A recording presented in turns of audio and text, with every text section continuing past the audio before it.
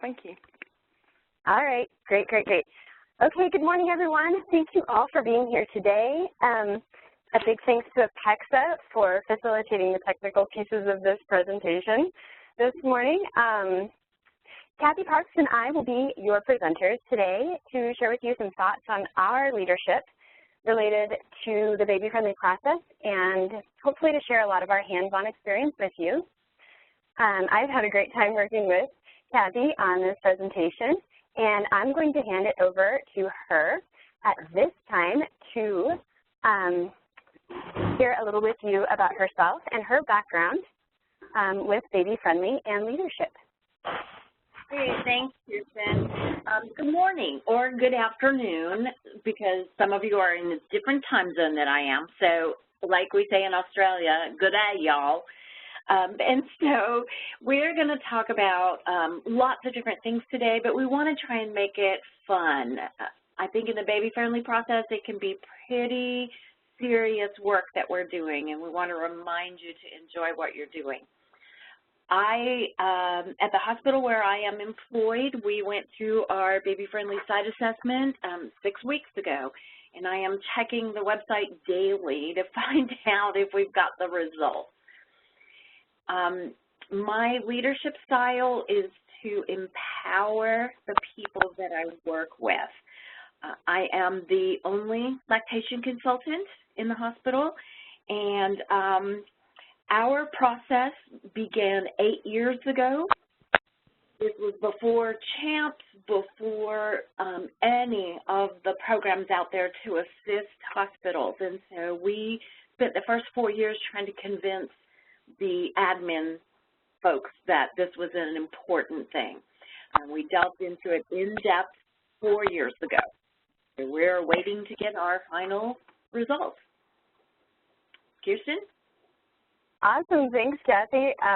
We are so fortunate to have all of your experience and have you on board today.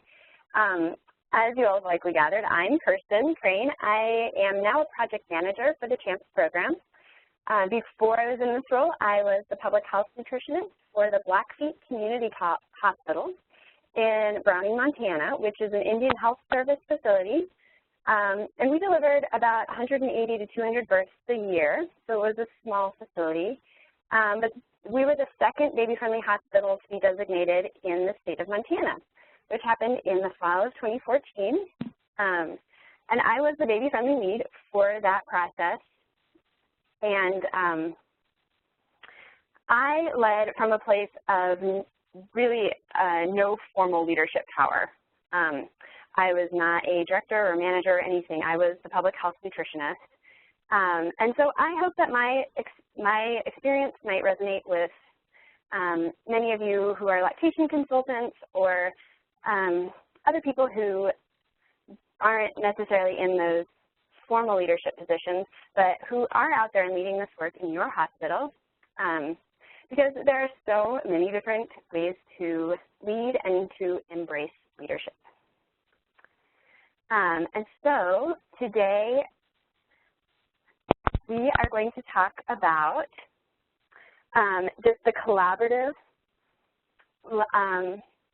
style to create a sustainable baby-friendly program.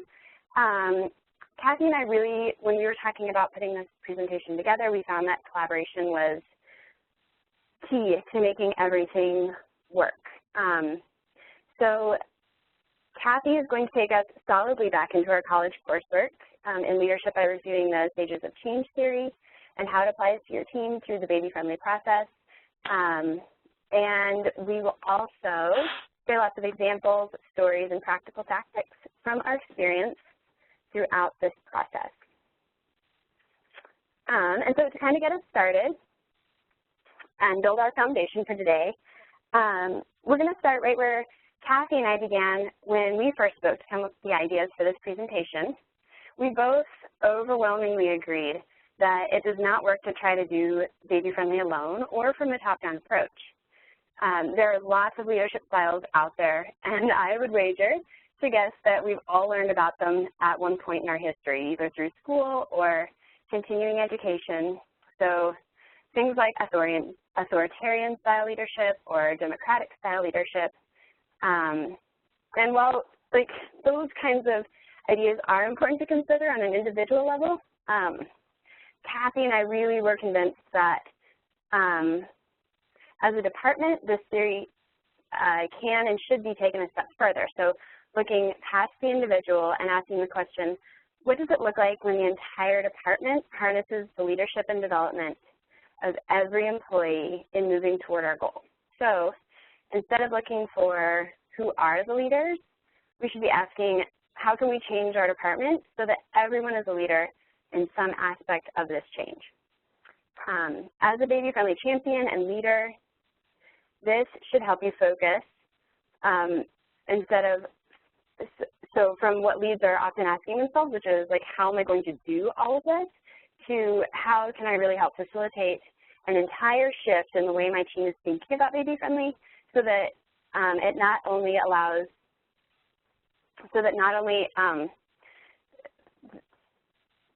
the people to participate, but it demands that they take leadership and responsibility for the parts of baby-friendly that they know best. So if you're really interested in this kind of thing, Nick Petrie at the Center for Creative Leadership has a really neat publication that's called Future Trends in Leadership Development. And I'll show the citation for that publication on the last slide of the presentation. It's a really great read. So I'm going to turn it over to Kathy, and she's going to talk some more about the aspects that everyone on your team needs to develop for good collaborative leadership. So you can take it away, Kathy. Thanks. We found out through experience that the top-down procedure does not work. At the time we began, there were 2 lactation consultants here. We tried to lead the entire show. We found that it was very difficult. There were times that we became the bad guys. We were initiating change, and we'll talk more about the theories of change, but it was very much a difficult step to initiate, no matter whether it was promoting skin-to-skin or locking up the pacifiers. Everyone met with all these change things with negativity. We found that by pulling in the various skills that you can see on this slide from different people who had those as their major strengths, that was the best way to go. One of the people that we talked with when we were looking into the initial process told us that we needed the gray-haired physician to be able to influence, and I'll never forget that, and thank you, Linda Smith, because that really did play a part in having a good leadership person on board. Being able to convince administration, community leaders of the clinical importance didn't go across well. So we had to talk about vision, and we had to talk about the ethics. What's best practice? How does this contribute to baby health, mother health, community health? So leadership was something that we had to really be able to give up and include the entire team. So if you'll go to the next slide, everybody plays an important part in the team that brings baby-friendly to the hospital, carries it through, and makes it successful. I love that CHAMPS is now available to so many places, because we definitely could have used that information 4 years ago. We initially found that the nursing staff was who we needed to get with. We brought in the CEO, the CNO. We had a great physician lead who happens to be our neonatologist. Some of you may have met him at the CHAMPS conference in New Orleans. But we didn't think about some of these people until a little bit later. How about purchasing? We don't have to wait until the very last step where you need to start paying for formula to bring purchasing into the game. They also need the mind shift into the new paradigm of baby-friendly. Marketing and public relations was great. We brought them in the second year, and they took that as an opportunity for a whole new push to the community in marketing. You want to include patient education. All your classes, prenatal education need to be included in this, as well as the anesthesiologists. We have nurse anesthetists, and they were very much, again, skin to skin until they saw it in action. So be sure and include all of these people. The one area that we kind of forgot about was the gift shop. And the week prior to our site assessment survey, I went into the gift shop and found pacifiers. We hid them immediately, but you need to bring them into it also so that they're not selling bottles and pacifiers and artificial nipples that could potentially have an effect on your site assessment. Kirsten, if you want to go with the next one. All right. Thank you, Kathy. So thinking about all of those people and how they all interact together to really help lead, everybody is leading the baby-friendly charge. Here on the screen is a schematic, a pictorial schematic of how the team at my hospital was arranged. And you'll see that I put lead kind of in the middle, but this is really, it shows the organization of how our communication was structured. So as you all have figured out by now, communication is really vital to the collaborative process.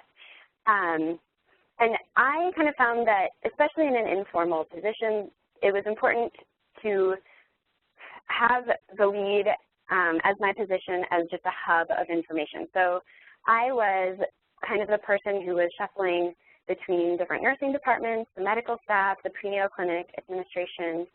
In our hospital, everyone who had any involvement with the process was invited to all the meetings, which we held every other week. If we were discussing a specific topic that absolutely needed to involve a certain department or person, then we would make sure to reach out to that person specifically. But otherwise, all of our meeting notes went to everyone, including like all of our inpatient nurses, all of our prenatal and pediatric nursing staff, the people who did our EMR, Rick, Ann Yearwood got all of our emails with our notes, doctors, everyone. Kirsten, you mind if I just add a little note here? So, guys, I think you heard at the beginning, those of you who were on at the beginning, that Kirsten was the baby-friendly lead at an Indian Health Service hospital. So their setup was a little different, but I encourage you, I mean, many of your hospitals are part of a bigger group, so it may look like IHS, which is the Indian Health Service headquarters, and then I was the consultant for the headquarters, which is why I'm on there. And then there's an area office which administers the hospital that Kirsten was in, so there is an infrastructure there. But I would encourage you to think that I know some of you on the phone are from different types of Indian Health Service. I see Alaskan Native Medical is on the phone, and I know that they're not all administered the same way. And then many of you are from private hospitals, and you may think, well, this doesn't apply to us. But if you think of yourselves as part of the system that your hospital is in, many of you, we have the merit system, we have the community health service systems, we have different systems, we have the OSHNA system. Think of yourself and put those sort of your headquarters and your little administrative setups into this, or big administrative setup into this picture, because I think it's very useful for you all to communicate. And I know our OSHNA hospitals in New Orleans are working together proactively to do this, but then some of the other systems that we are working with are really, the Merit Health system down the road's involved. We didn't know that. And I think, I'm encouraging you to reach out to your headquarters too, just not only help yourselves, but also to spread the baby-friendly word. So IHS is a little different because they did, it was a mandate from headquarters. I mean, mandates are mandates sometimes, and sometimes mandates are ignored. But in this case, it was a very You know, headquarters really wanted this to happen, so they were involved, and your headquarters, wherever they may be, may not even know you're doing this. But I would definitely encourage you to look at this kind of a schema and think how you could apply it to your own system. I just wanted to pop that bit of information in there, Kirsten. And yeah, that's great. Thank you. This is Kathy, and you're totally correct. I work for a large corporate system that has hospitals all across the southern tier states, down into South America and Central America. But we were the only one, our little hospital here was the only one looking at baby-friendly, and it was a battle. And it has made the difference because now our sister hospitals in this area are in the process. So it can help, you can do this in a big corporate system. Perfect. Thanks, guys. Yeah, and I'm glad we said that because I don't think we had that any other place in the presentation. So great notes. So again, thinking about just leading from an informal position of power, thinking about how the team, if you're, for instance, a lactation consultant at your hospital and you are trying to lead this initiative, it's really only possible with a team. So in our hospital, I always use the team to set deadlines, to decide how things were going to be done, so that I just became, again, that conduit of communication. So I wasn't the one saying, I've decided that your staff should be able to finish the training by this date. I was able to say, you know, we had a team meeting today. We had representatives from all over the hospital, and we were hoping that training could be completed by this date. And to maybe the manager of inpatient nursing staff. And then she could say, yeah, that sounds like a really good idea. Thank you. But it wasn't me saying that. It was the team saying that.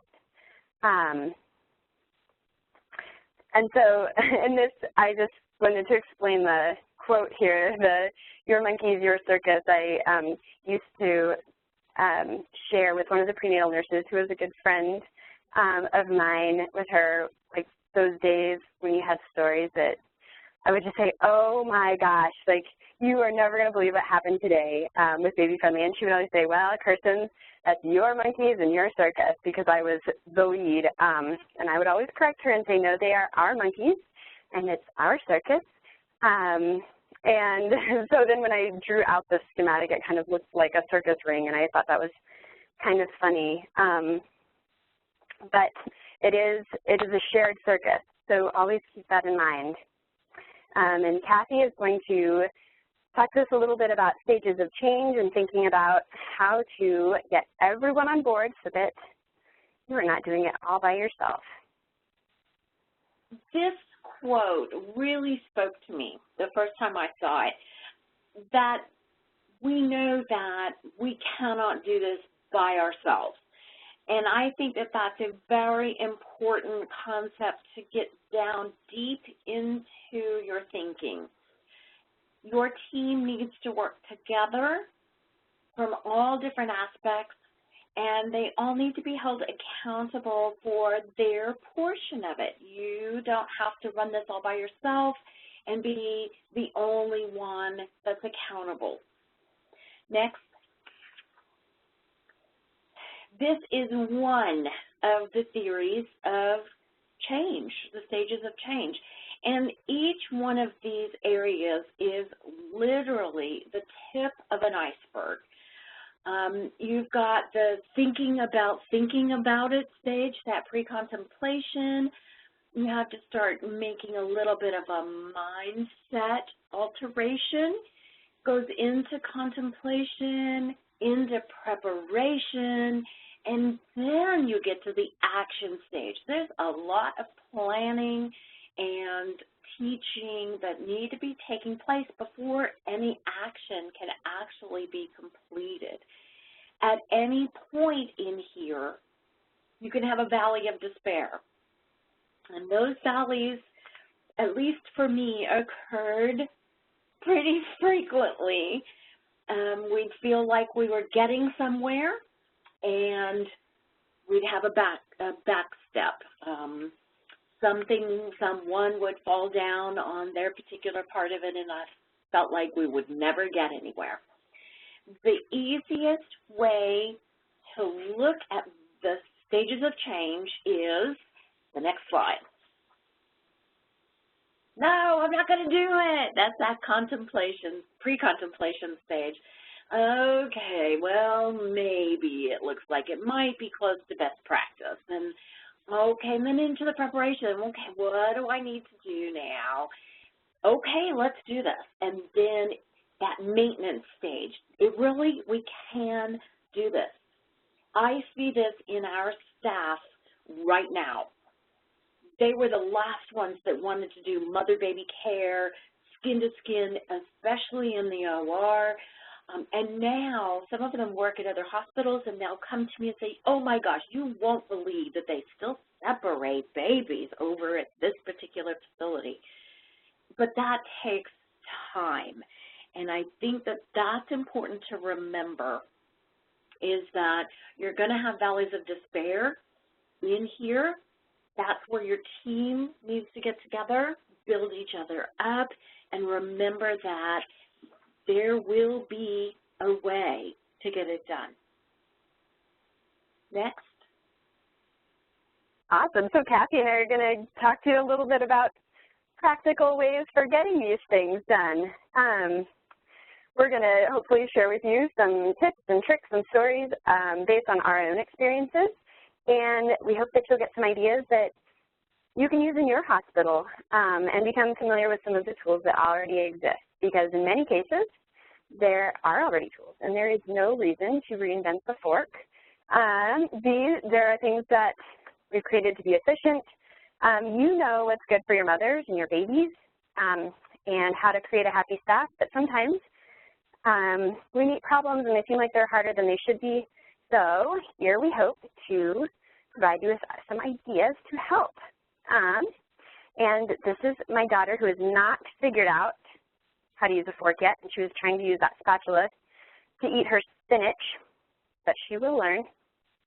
The first one that we're going to talk about is just re-engineering the environment. So when we create an environment that makes the correct response the default response, then we have a sustainable initiative with fewer mistakes and fewer relapses. We hear this theme a lot in like the public health sphere, so making healthy options the default option, the easiest options in the path of least resistance.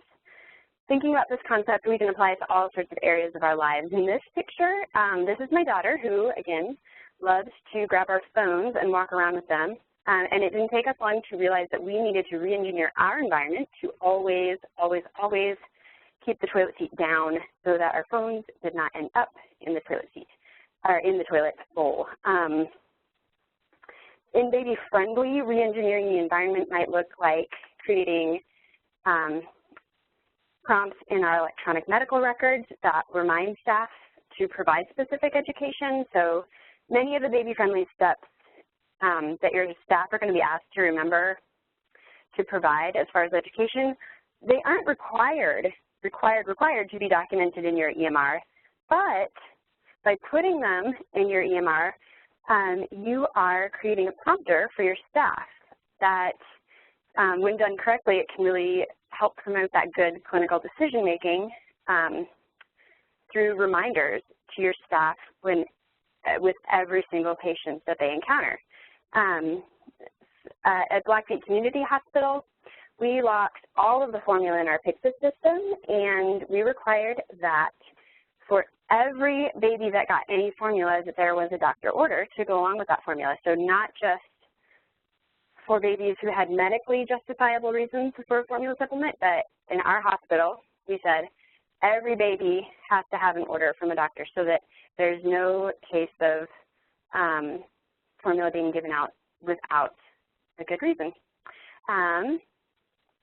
Kathy, I know you have lots of good examples of re-engineering your environment too. I'll have a couple.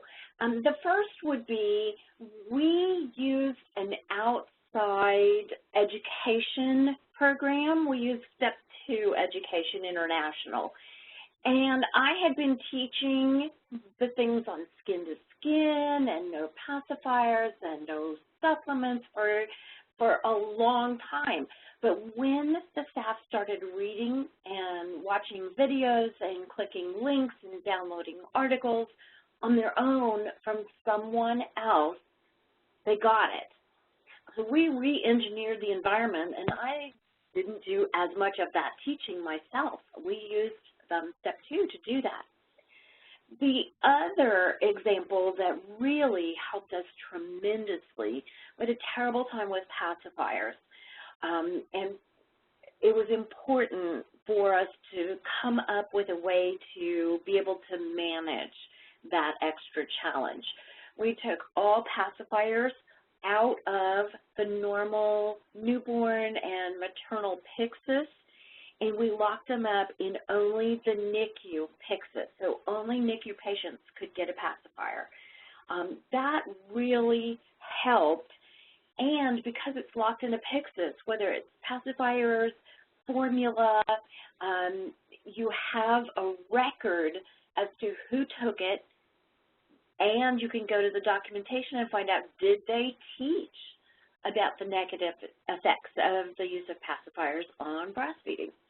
And I think that that's important to be able to hold people accountable and help with the education of the staff. Great. Thank you, Kathy. So along with the theme of accountability, that is a theme unto itself. So even in the most collaborative leadership styles, not everyone is going to be on board with everything. And so there still needs to be accountability through both the committee or the team and through the formal leadership channels that already exist in the hospital. Teams, it's really important that teams create an atmosphere that ensures that every person realizes that their decisions and their decision to act or not to act, to do the things that they say they were going to do or not do, affect the entire team, and that it's not just themselves. Supervisors, and Kathy can probably speak more to this than I can, but supervisors really need to be comfortable with using the channels that they normally do for enforcing policies. So if a nurse is not meeting a deadline for getting training done, or keeps taking a baby out of the room to bathe them, that the supervisor is using those channels that are already set up, so delivering a verbal warning or writing people up, to make sure that there is accountability in the hospital and that this stuff is taken seriously. So Brene Brown is a researcher, she's a researcher on the subject of vulnerability and shame, and she has a little bit of advice for leaders and individuals, which she has coined living big. So BIG, B-I-G, stands for putting boundaries, having integrity, and extending generosity. And so I just wanted to share a quote from her book, Rising Strong, which she just published in 2015. And she asks a question that really resonated with me about helping set boundaries and accountability with the people, with myself, so that I could set those boundaries with the people that I work with and interact with all the time. She says, what boundaries do I need to put in place so that I can work from a place of integrity and extend the most generous interpretations of the intentions, words, and actions of others? And then she goes on to provide the definition of integrity, which is choosing courage over comfort, choosing what is right over what is fun, fast, or easy, and choosing to practice our values rather than simply profess them. Being generous, as she explains, is really the ability to assume the most generous and kind meaning from one's words or assumptions for their less than desirable actions. So if somebody is really grouchy, you might be assuming that they're having a bad day because they stubbed their toe on the way out the door, and not because they really are mad at you or some other thing that you might easily interpret. So in this picture, I have the happy mango sitting within her boundary there, functioning from her space of integrity and generosity to her coworkers there who are a little bit less happy that day. But I know, Kathy, you had some examples of just being in that leadership position and holding people accountable. I have several. One was we had several night nurses who would supplement with artificial baby milk and not document it. By putting the formula locked up in the Pyxis, I was able to go and find out when and who were doing this, and that was then presented to the unit manager. Those people were then held accountable for their actions. It was not a pleasant situation, and I'm glad I wasn't in her shoes, but they were held accountable. I think that that's very important. The other thing that I found to be so eye-opening was the CHAMPS conference that I was able to invite several of the staff nurses one day, one night, and our neonatologist to recently, the one in New Orleans. The staff nurses were so excited, and they came back with multiple ideas of how to implement new things that would get us to baby-friendly faster. And they're accountable for what they're doing, and it is exciting to see something that is coming right out of that particular gathering that has inspired and created new ideas for staff nurses.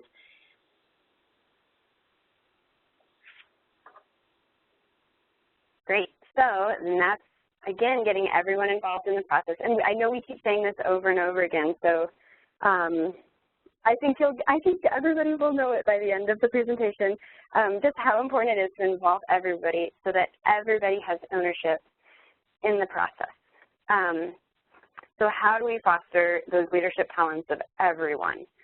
The more that people feel like they contribute, the more they own the change and are able to own the project.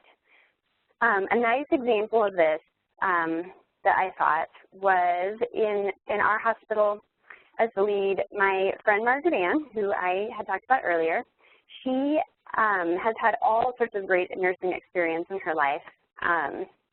She's very smart, has wonderful ideas, but she was not in a position of formal leadership at the time, and she would share with me outside of meetings these wonderful ideas that she had for the prenatal clinic and for the hospital in general, and I would say, oh my gosh, you have to bring that up at the next meeting. Like, you need to share that with people. That's really important.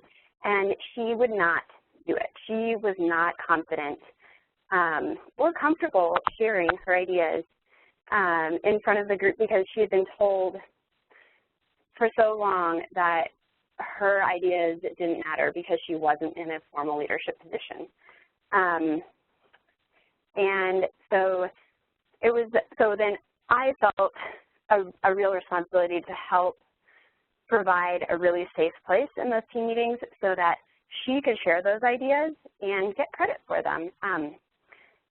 And she became one of our biggest champions, and now she's one of the main leaders of Baby Friendly at the hospital.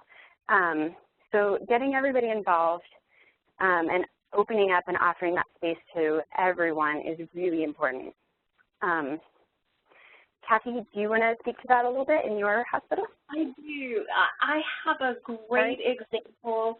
We had, as we really got more and more buy-in, especially on the birthing unit from staff, people started sharing Facebook posts and videos and other links that would show various things. For example, skin to skin in the OR, I remember vividly a nurse who had watched the baby crawl from the mom's belly to her breast and latch on unassisted, which I've seen for years and years and years, but it was her first time, and she actually did it in the delivery room, unbeknownst to anyone in there that she was going to do that, and was so happy to see that it worked. And she became the champion for Skin to Skin. That was more than I could have possibly done through just education, was her excitement and being encouraging to other staff because she had done it. So I love when someone on the team finds something that they're really passionate about and they're willing to champion that particular issue. Okay, next. I love this picture. We think about sitting on the same side of the table as everybody sit on the picnic table on the same side, and I envision that thing tipping over. So I like a round table. There's no one at the head, no one at the foot. You get to see everybody. Everybody has equality at this kind of a table. And that, to me, is the picture of being collaborative in your efforts. Perfect. Yeah, thank you. So as we took this sitting on the same side of the table as a quote, another Brené Brown quote. I think I had recently finished her last book when we were putting this presentation together, so it was just bringing back a lot of ideas for me. But in her 2012 book, Daring Greatly, how the courage to be vulnerable transforms the way we live, love, parent, and lead. This quote, it really resonated with me for a long time, and was kind of a mantra that I would repeat to myself when I would start to feel like someone on my team was getting defensive or upset when I tried to offer feedback, or when someone was trying to give me feedback and I felt uncomfortable. It's so easy to start blaming and to give up in those situations. And it's really important not to. And so Brené Brown recommended that in these moments when you're feeling really defensive or it's your job to give somebody feedback, that you ask yourself, like, am I ready to sit next to you rather than across from you?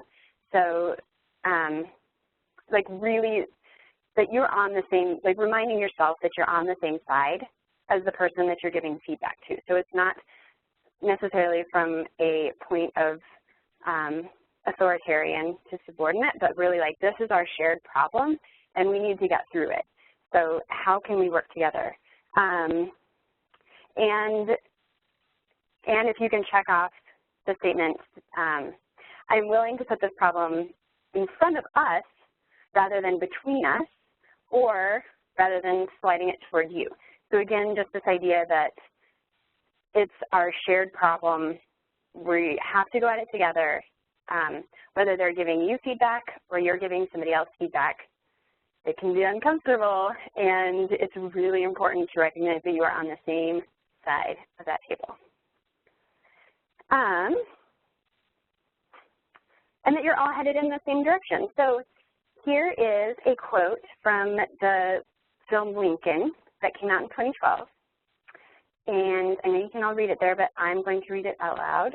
It says, "A compass I learned when I was surveying, it'll point you true north from where you're standing, but it's got no advice about the swamps and deserts and chasms that you'll encounter along the way. If in pursuit of your destination you plunge ahead, heedless of obstacles, and achieve nothing more than to sink in a swamp, what's the use of knowing true north?" So if you get bogged down in those fights and blame games, you're not going to get anywhere. Recognizing where you need to go is really important, and then go there in small, bite-sized pieces. So this picture Okay, Kirsten, Kirsten, I have to Yes. jump in with a similar but much less romantic quote there. So let me get this right. Let me get this right. Knowledge is knowing a tomato is a fruit. Wisdom is not putting it into a fruit salad. Sorry, guys. I had to give you that one. It seems the same thing. I have that quote on my refrigerator for ages, and people kind of look at it, and I can tell whether they're wise or not, whether they get it or not. But no, I'm joking. But, I mean, it's the same thing. You know, it's one thing to know everything. And I think one of the things that as lactation people we all struggle with all the time is, you know, we've been, just like Kathy said, we've been singing this song for decades, some of us, and suddenly everyone's coming on board, and we have all that knowledge, and we've known forever how to go north and that tomatoes are fruit. But, you know, it's really making that clear kind of, you have to really step away, especially when you see people coming on board that you've been like, and you feel like saying, well, my goodness, you know, I've been saying that forever and ever, or I do know that already, but it's a sort of bite your tongue, step back, take a deep breath, because you will see people come on board. But anyway, I don't want to go into it too much. It's a beautiful quote from you, but I just have to add that too. Go ahead. Thank you, Ann. It's all a very good point. So this picture is my husband. We went out cross-country skiing this weekend to get a Christmas tree, and I saw this beautiful hill, so I made him kind of pose for this picture. But it's on cross-country skis, going up a hill is very difficult to go straight up the hill, unless you have skins on your skis, and we didn't have skins or anything. So you have to switch back. It's like if you're hiking, kind of the same idea. It's a lot harder to go straight up that hill than it is to cut back and forth and take manageable bite-sized chunks. So in this picture, if he had tried to go straight up, like sometimes we try to do, if we know that we want to get to the top of that hill, that's our true north. But if we try to go straight there, it doesn't work. We have to do it in smaller bite-sized pieces. And I also think this looks a lot like a PDSA cycle, which is something that CHAMPS talks a lot about. So PDSA, plan, do, study, act. So taking on little tiny pieces of a big project or a big problem. So if rooming in is a big problem because getting weights to happen in the room is really difficult, you might try, and so like you decide, okay, we're going to use a brand new scale to do the weights in the room. You might do a PDSA, which is like, let's try it on one patient. Let's try this brand new scale on one patient with one nurse and see how it goes. So that's climbing up one switchback, see how it goes. Was that too steep of a switchback? Do we need to maybe make it a little less steep next time? Was the cart too wobbly and the scale decalibrated on our way into the room? What do we need to do to make everything happen in bite-sized, tiny chunks to get exactly to where we know we want to be, which is, in that instance, rooming in, getting all of the weights done in the rooms. And there's a lot more to rooming in than that, which you all know. But it might be that for every single one of those reasons why rooming in isn't happening, there needs to be a bite-sized chunk, a little PDSA cycle to get you to overcome that specific hurdle. Kathy, do you want to share with us some of those little hurdles that you had along the way? One of our biggest hurdles was those daggone pacifiers. We worked hard because, like Ann said, we've known this forever, but it's a challenge for breastfeeding to present those pacifiers. But we have one particular physician who writes an order for pacifiers for every one of her patients. And she, I hope, one day will be won over to the baby-friendly process. But what did we do? At first, we locked them up in the NICU Pyxis.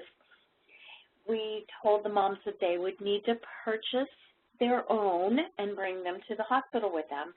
And then we would document the teaching. Most, probably 90 to 95% of those parents of this particular physician didn't use the pacifiers. When you describe the challenges, the difficulties that can happen with them, So we were able to go slowly up that mountain in a PDSA process to be able to really get to the point where we're not dispensing them at all. The other really very feasible problem that we had was we'd have meetings and they were not of as high a priority to many other people on the team. And there would be a meeting where there'd be the 2 lactation consultants at the meeting, and that was it. But we still needed their input.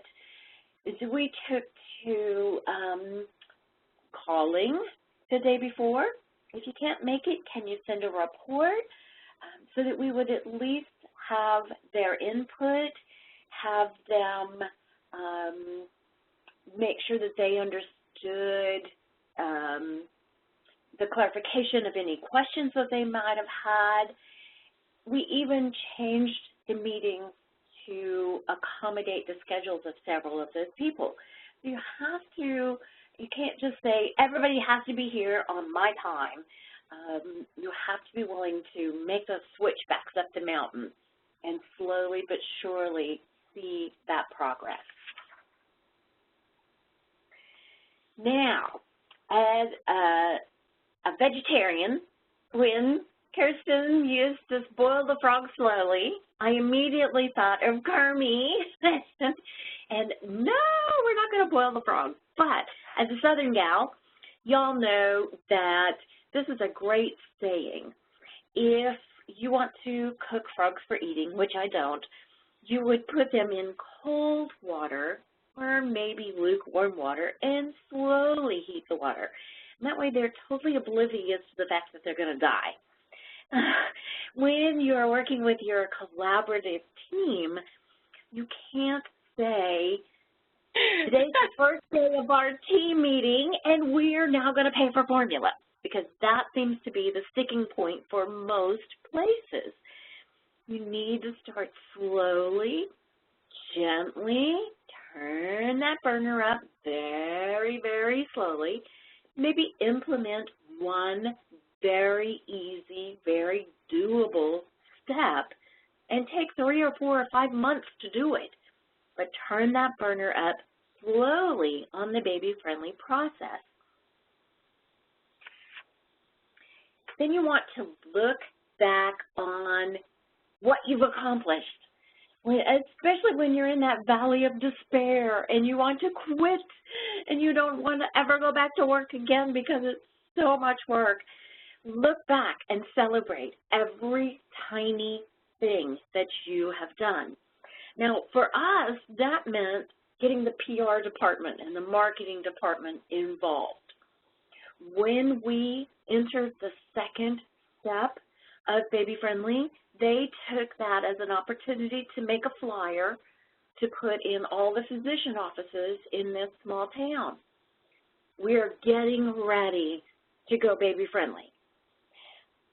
And we use it as a teaching tool for not only the physicians, but for the patients, that we would be looking at all of the 10 steps, and we've listed them out with some practical information on each one of them.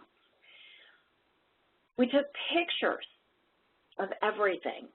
The first check that we had cut to pay for our second step, we took a picture of that before we mailed it. We got in front of a sign for our hospital and actually celebrated that that check was going out. We celebrate it every year. We have a fundraiser that pays for Baby Friendly. We sit in just outside of San Antonio and just south of the Texas Hill Country, which is a huge draw for motorcyclists. And we have a Habits and Harleys fundraiser every year. And our sisters put on full habit, get on the backs of Harleys, and go through the hill country with us. And we have, the first year we raised $30,000 and paid for our entire process. You want to celebrate what you're doing, especially if you're the only hospital in that large corporation that is getting this done. It does break ground for everyone else. Lastly, we want you to have fun. This is not something that you should be having a mental breakdown and a commitment to a mental institution from. Have fun. We're doing meaningful work. We're changing the lives of mothers and babies, and in a small portion, the world. Don't forget that you have a very important part in this. Build relationships with your team. Keep those relationships even after the pieces of work are being done. Find new ways to be creative and foster creativity in all your team members. And have fun at your meetings. Bring a funny picture. Tell a funny story. Make it something that you enjoy. Kirsten? Perfect. That sounds great. I think I was just going to echo Kathy that, yes, it is so normal to get really, like, I had in my notes here that Kathy and I were, one of the first things that we talked about in one of our meetings was how we would both end up in tears from time to time about just being so frustrated. I think that's a natural part of the process, but that it is so important and so fun to go back and look at everything that you've done, because it will move forward and you will get past it. And I think that we were, Kathy, going to just finish up with maybe just Kathy, do you want to introduce our having people nominate their favorite leaders? Yes. Have we got a breast for you? We're going to open up the phone lines, and for the first 3 people that share with us how they have made a collaborative change in their facility, we have a breast for you.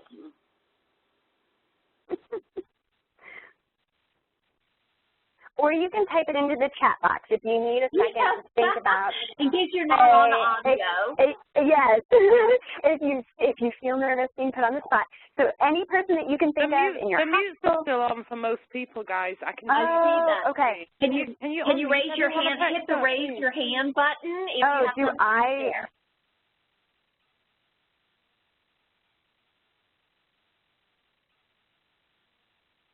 Are you on mute? So it looks like, did Christy Lazinto raise her hand?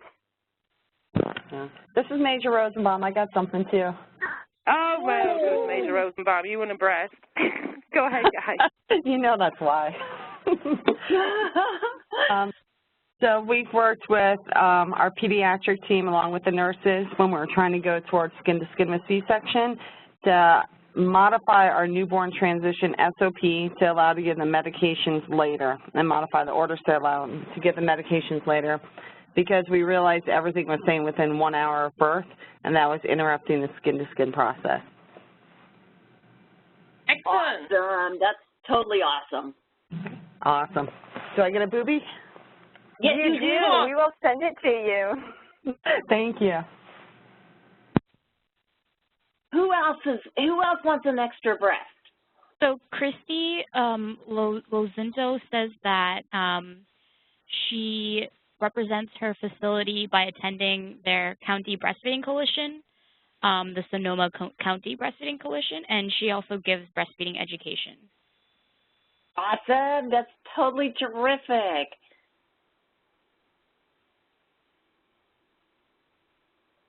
Anybody else?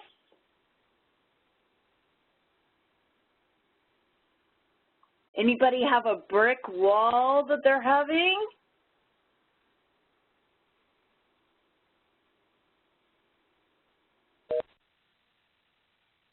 You can raise your hand, you can type it into the text box, you can unmute yourself.